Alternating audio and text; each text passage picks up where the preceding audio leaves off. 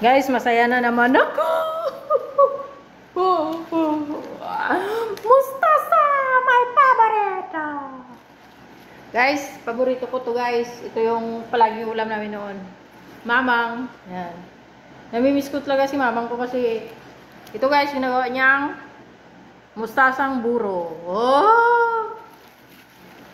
Paborito ko talaga to guys. Pag si mamang ko yung naggawa. Ah, sarap-sarap. Mustasa. Pati si Mahal kumakain na rin ito. Mahal! Oh, mustasa. Paborito talaga namin ito guys. Lalo na yung mustasang dapo noon nung nandun kami sa Lasang Katira. Yung sa palay ba nagatubo na mustasa. Masarap din yun guys. Ewan ko ngayon kung meron pa, parang wala na. So, sarap-sarap nito. Pag OFW ka talaga.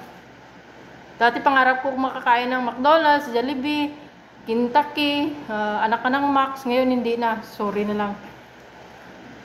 Kain ko na yung lahat pero balik ako sa dati ito. Masustansya talaga.